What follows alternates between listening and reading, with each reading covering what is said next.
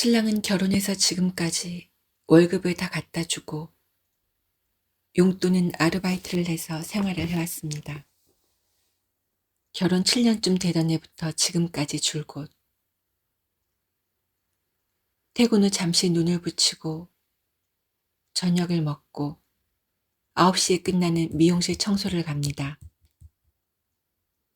일요일만 쉬고 꼬박 2~3시간을 일해서 받는 돈은 65만 원. 제가 해보니 좋게 3시간은 걸렸습니다. 신랑은 사람 술 좋아하고 담배도 많이 피웁니다. 속상하지만 그게 그 사람을 버티게 해준 위로였는지도 모른다는 생각이 들기도 합니다.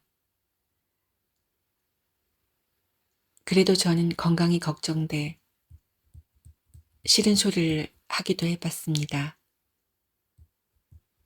그게 정말 걱정이어서였는지 아니면 혼자 남겨질 제 처지가 무섭기 때문이었는지 모르겠습니다. 친정은 애보기를 잠시도 싫어해서 어렸을 때는 독방 육아를 하며 야간 알바를 하는 신랑과 힘들게 애를 키웠습니다.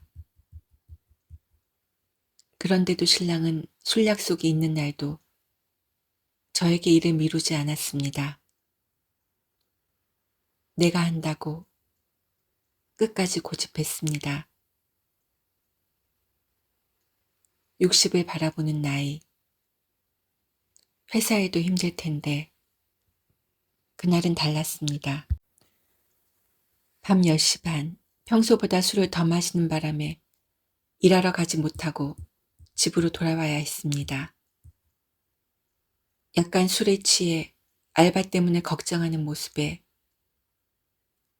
새벽에 내가 가서 할 테니 자라고 했습니다.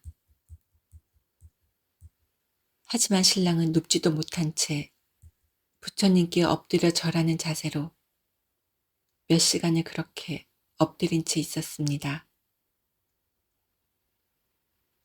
알아듣지 못할 말들을 웅얼거리며 네가 어떻게 해, 내가 간다. 신랑은 약속이 있는 날 내가 하겠다고 해도 제대로 깔끔하게 마무리 못할 것 같은 저를 못 믿어해서 맡기지를 못했습니다. 본인이 같이 가서 해야 한다는 걸 알기에 늦은 시간 둘이 가서 고생하느니 혼자 하는 게 낫겠다고 생각하는 것 같았습니다. 그 모습을 보니 눈물이 왈칵 쏟아졌습니다. 아파도 결근 한 번 안 하는 책임감 강한 신랑은 못 믿어온 저 때문에 퇴근 후 술 한잔하고도 편히 쉬지도 못했습니다. 돈도 못 벌어 하루 알바도 못해. 저는 대체 돈 버는 일은 왜 이리 못할까요? 바위덩이 같은 돌을 어깨에 짊어진 신랑을 보니 자신이 원망스럽고 신랑이 너무 안 돼 보였습니다. 새벽 5시 알람 소리에 일어나 신랑과 함께 미용실에 도착했습니다. 입에서 술 냄새가 아직도 났습니다. 세탁기에 수건들을 널고 또 한 차례 빨래를 돌렸습니다. 신랑은 파마 롯뜨지를 빠르게 씻으며 저에게는 바닥 쓰는 걸 시켰습니다. 잘려져서 눈에 잘 보이지도 않는 잔머리카락은 쓸어도 끝도 없이 나오기를 반복.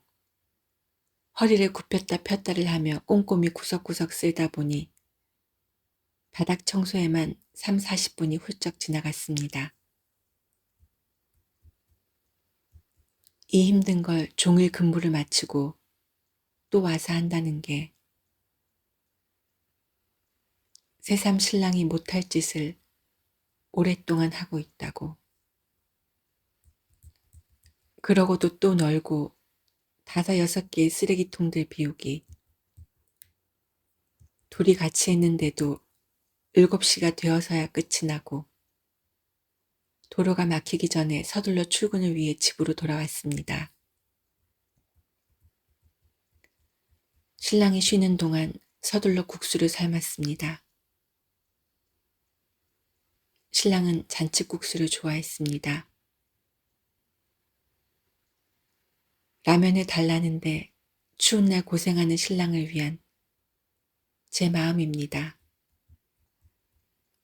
이거라도 먹여보내야 마음이 놓을 것 같았거든요.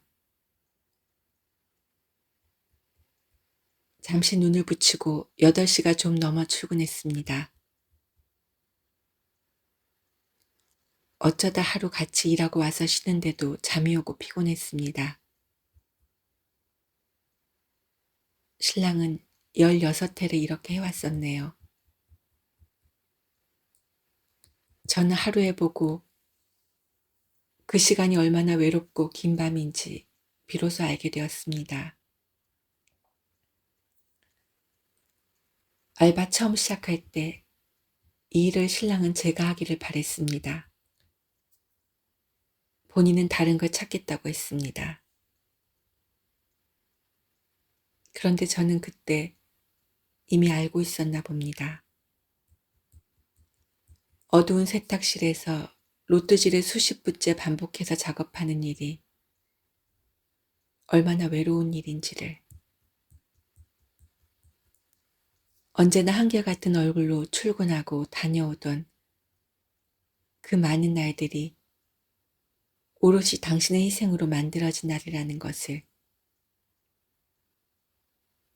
신랑은 늘 말했습니다. 청소하는 건 괜찮다고. 마음은 편하다고. 사람 상대하는 일이 제일로 힘들다고.